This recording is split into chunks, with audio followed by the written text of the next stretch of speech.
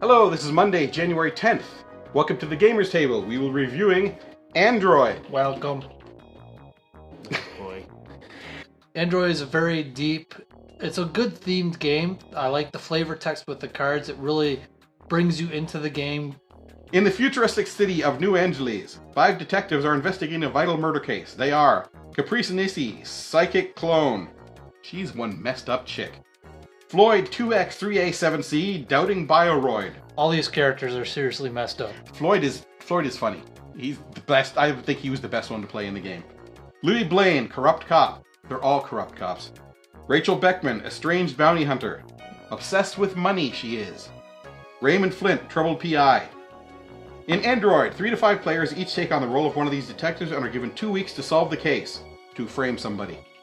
They investigate the murder by traveling around the map and following up leads to discover evidence that they can use to convict the suspect who they believe is guilty.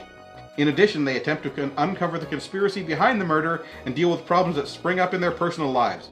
The detective who manages all these tasks and collects the most victory points wins the game. Yay! From the box, I expected Android to be a much more deeper version of Clue, where there would be one guy hidden away and there would be different things that we'd have to search and try and figure out how it went on. Unfortunately, that isn't the case. It's basically a game of frame that guy over there, make sure that guy over there is innocent. You get given a card that says who you think is innocent. You get given a card who says who you think is guilty. Sometimes they're the same card, and then you're obsessed with that person. This one, I've only played it a couple of times, but it's very complex and lots to do in it. Lots. And if you spend your time trying to do everything, you're going to fall behind. You get concentrate on one aspect of the game and try and stick to that. That'd be your goal, your plan. It's just how the game works. Whoever has the most guilty things on their card is the one who did it. And and the players are the one who put them on. You really get immersed with your characters, which is really good. I enjoy that, but it also makes the game even more nasty because once you connect with your character, you're into your character. When the people play the nasty dark cards on you, it just makes it even more spiteful and vengeful, and you just want to get them back. There is a lot of cards in your decks, and you have a deck of light cards, which are good for you, and a deck of dark cards that are bad for you. And the light cards you play on yourself, the dark cards of yours, everybody else gets, and they get to play on you. So basically, everybody else is nailing you with bad stuff while you're trying to do your good stuff. That's the thing I like about this game. In order to get Anytime you can mess points, with someone else, he'll do it. Oh yeah. Anytime you want to play a good card for yourself, you have to play a bad card on somebody else in order to get the points back. See, you got a little dial. Light try. Yep. So in order to play a good card on yourself, you got to play a bad card to get there, and then play a light card to get there. Yep. So it balanced out. It basically says, okay, you can't just go around being nice to everybody all the time. You're going to have to mix it up. This is one of the light cards from one of the characters. I'll read you it right now. Cade made up some story about why she needed me to use my contacts to get the address she wanted, but I ignored it. She was lying after all, I could tell because her lips were moving. Why did I do the favor for her anyhow? I couldn't say. Brain damage, probably. So that's just one example of the fun aspects of the flavor text and the cards in this game. You get find one. 1,001 billion different chits. It's a fantasy flight game. Are you surprised that we've got 1,000 different little markers? Are you surprised that the artwork and the components are beautiful? Are you surprised that there's so many things to do? These are puzzle pieces. It's called the conspiracy. And you can make links on the conspiracy track to get more points for yourself in the end. So even if your guy didn't show up guilty, you might still win the game with bonus points. Unlikely, but possible. There's lots of different ways to get points in this game. You've got your own personal story for your character, that if you concentrate on that, like, this is a game you can't do everything.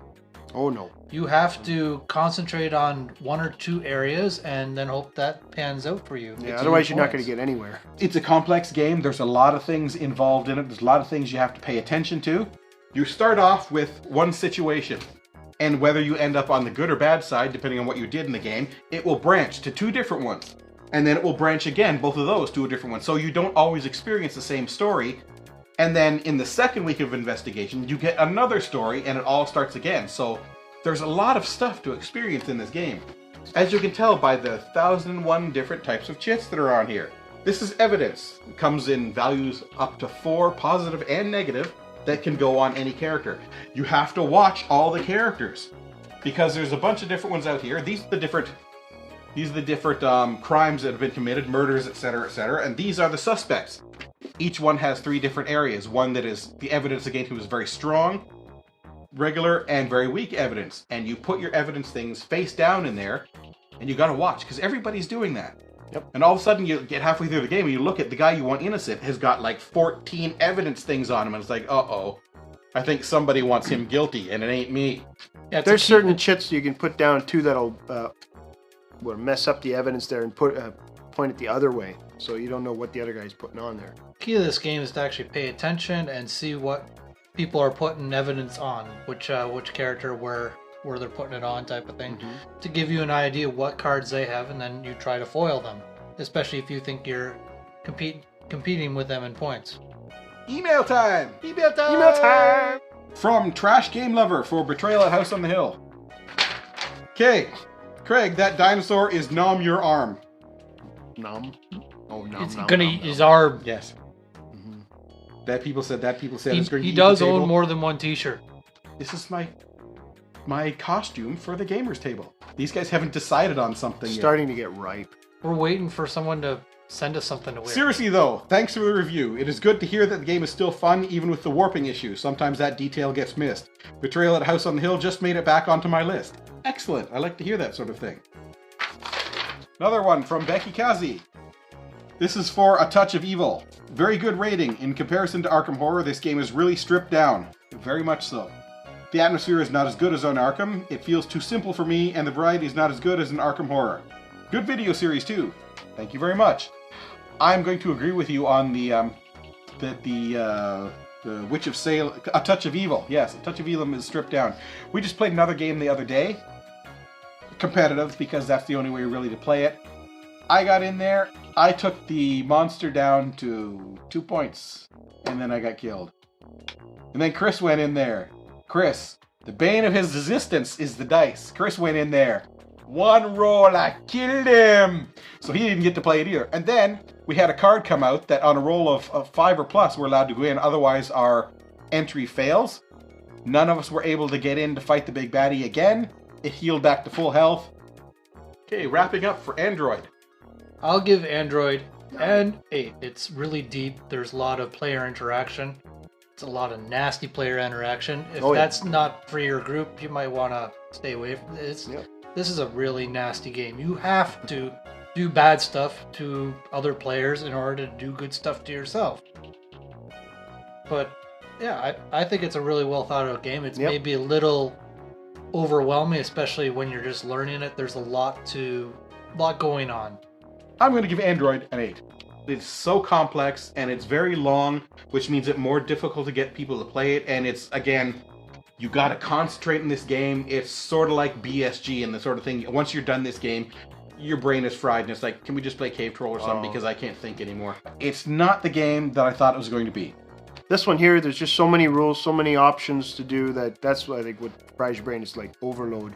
But that's not to say it's a bad game, because I just haven't played enough to really get a good feel of it. There's some things that still confuse me about the game. So there's a lot to learn. I look forward to playing it a few more times though, but for the moment I'm just going to give it a 7 as well. Just because it is very complicated and it's hard to get into it. It's still a very fun and enjoyable game, even though for me it's a little bit complex. I'm still getting the hang of it. And I think the biggest complaint I've heard about this game is that there's too much to do. I don't know, I think that's a good thing, that you can't experience the whole game in one sitting. If you want to do something different, that's a new strategy. Go for it. Yep. It's a very fun game, and there's lots and lots of stuff to do, lots of strategies to explore. So that's it for this episode of The Gamers Table. Thanks for watching and for giving us all the comments and all that sort of stuff. And next week, we will be reviewing... We're reviewing Free Willy? We will be reviewing Middle-earth Quest. My game! See you, bye. Bye-bye.